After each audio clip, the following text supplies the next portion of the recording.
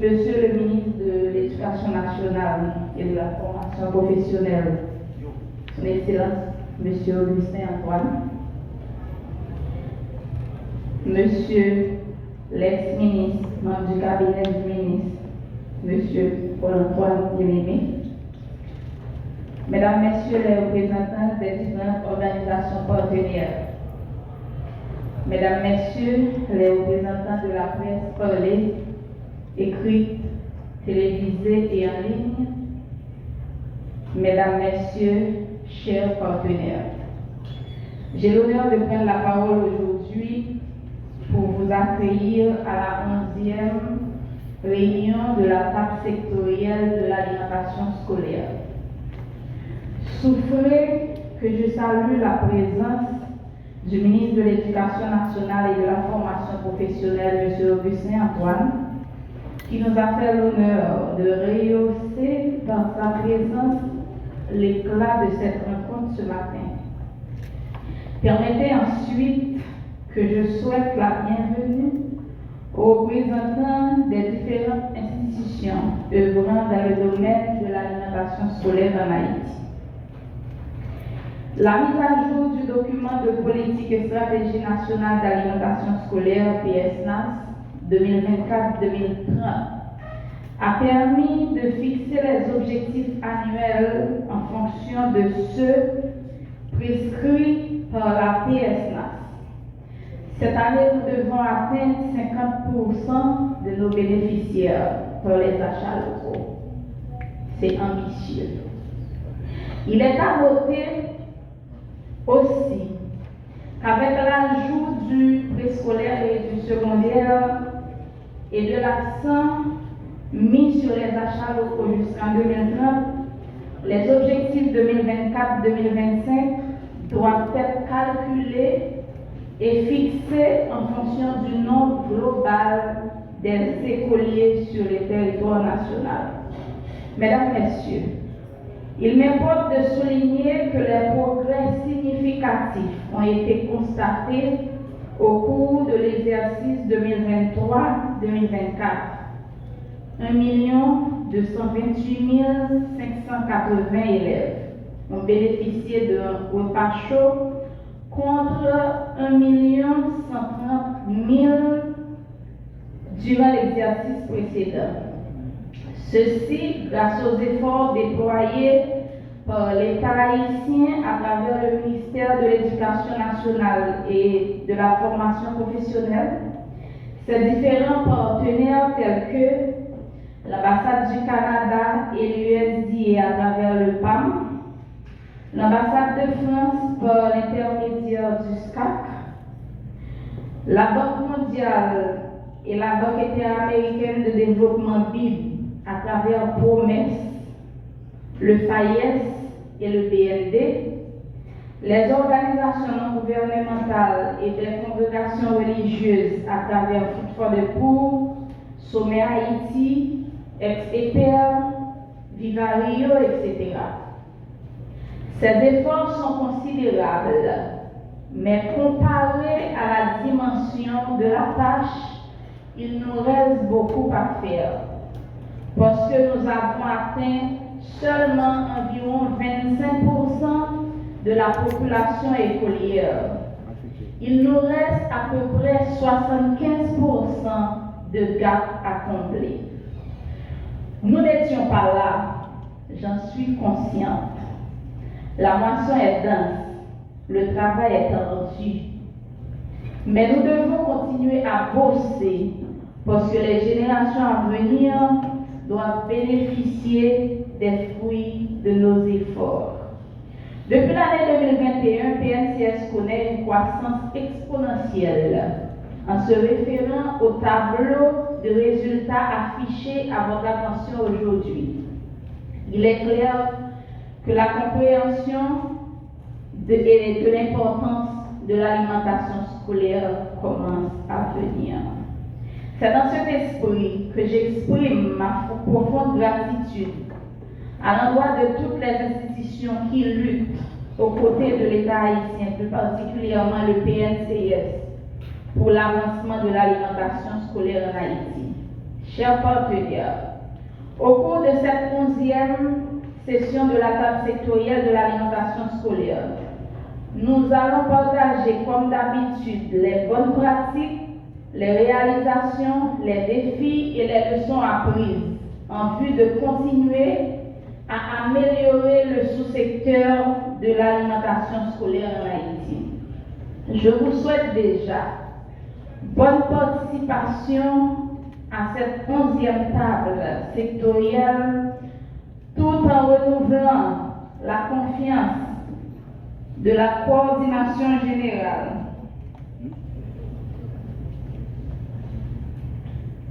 Tout en renouvelant la confiance de la coordination générale du PNCS en votre soutien habituel afin de poursuivre notre objectif commun, celui de rendre universelle l'alimentation scolaire en Haïti.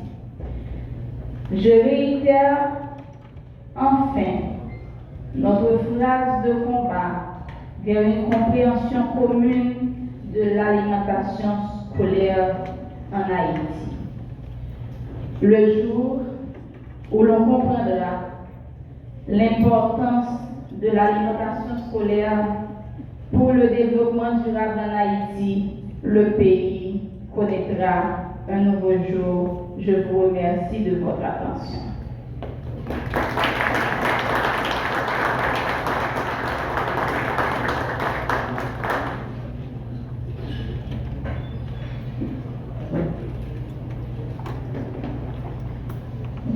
Voilà, bien, c'est le discours de Mme Delatour, donc, qui fait toujours son cheval de bataille, la cantine scolaire, les questions des achats locaux dans le pays, aider les paysans à mieux travailler pour pouvoir gagner peut-être quelque chose de bon, pour que les enfants puissent continuer à se nourrir.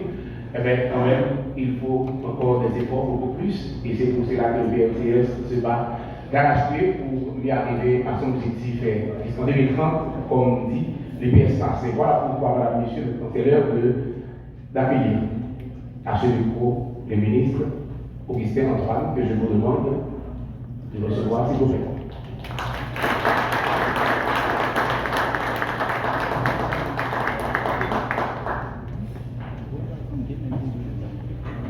Monsieur Paul-Antoine Bien-Aimé, ex-ministre de l'Éducation nationale et de la formation professionnelle, Madame la coordonnatrice du PNCS, Madame Delatour, chers amis partenaires, M. Thomas, distingués invités, Mesdames, Messieurs de la presse parlée, télévisée, écrite en ligne.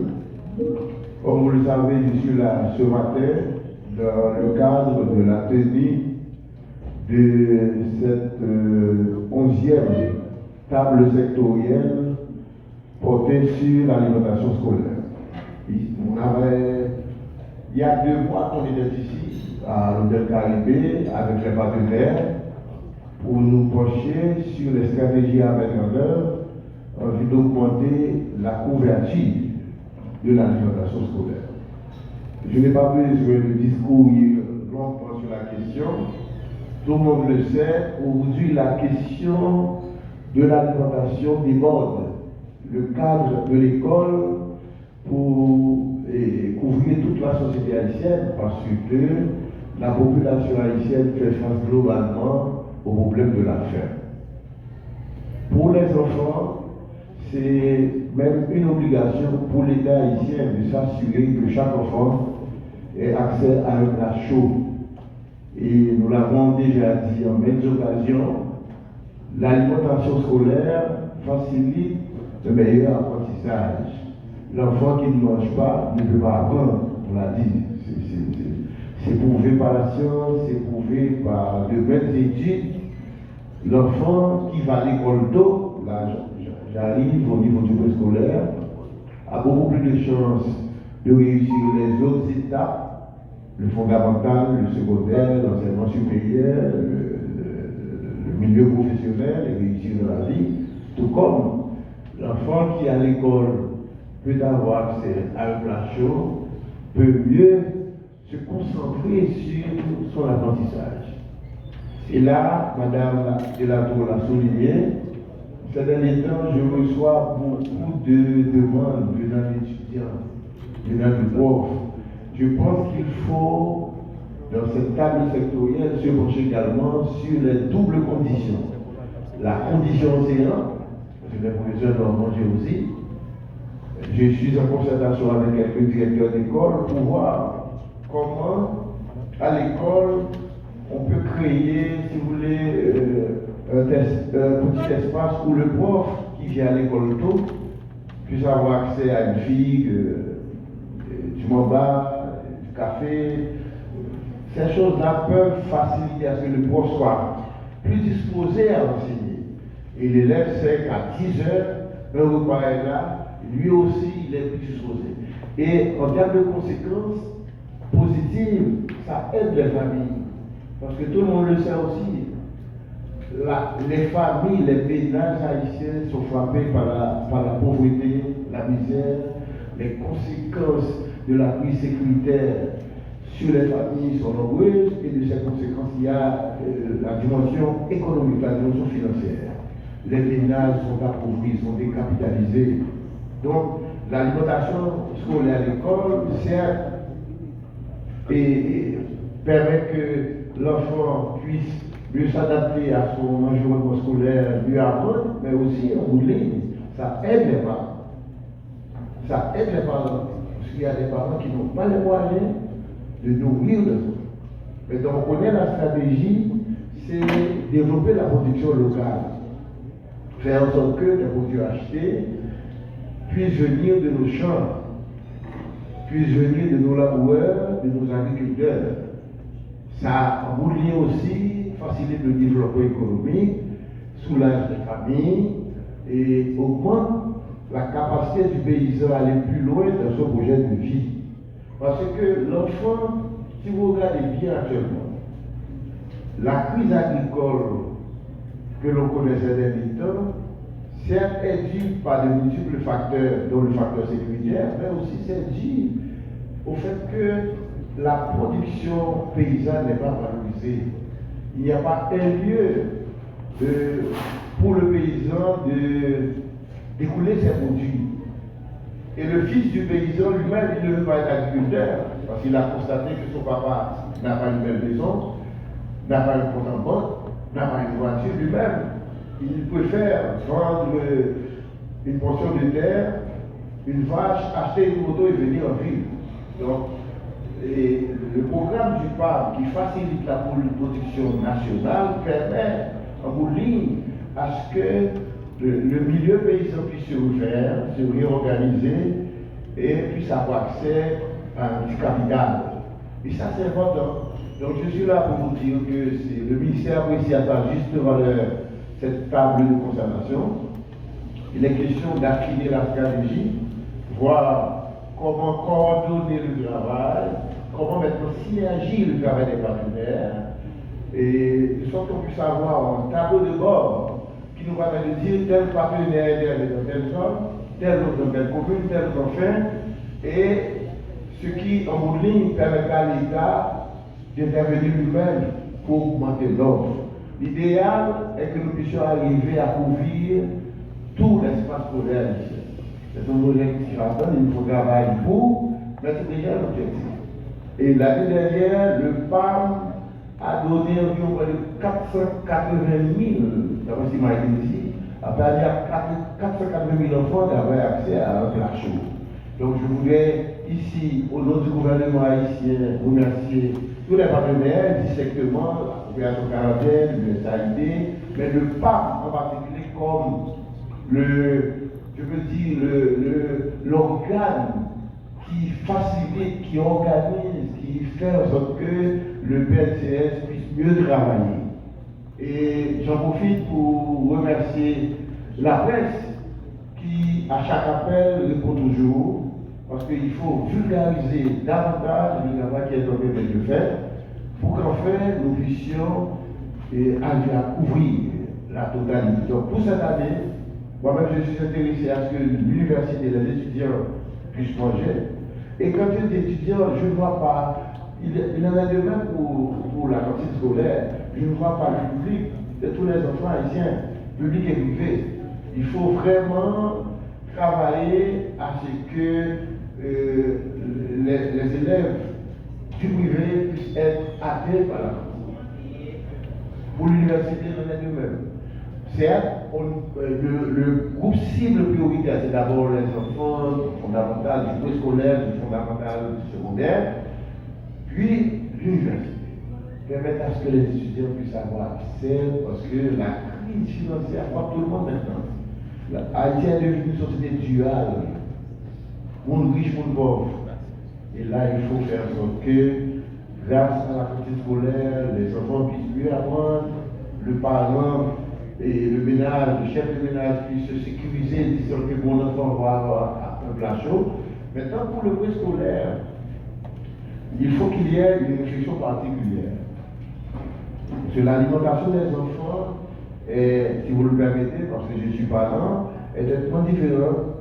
Et là, les producteurs doivent être mieux sensibilisés sur l'alimentation aux tout petits, 3, 4, 5, 6 ans. Cela, il y a les œufs, le lait et autres choses, la camille, la casson.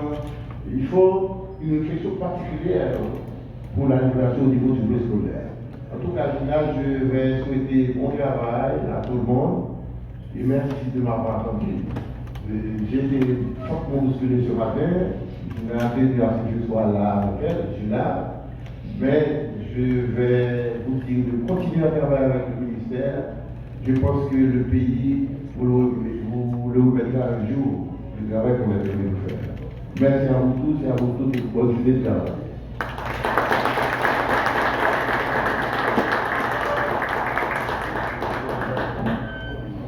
Voilà, ce sont les mots du ministre de l'Éducation nationale, M. Augustin Antoine. Le moment pour nous d'observer une pause café pendant quelques minutes.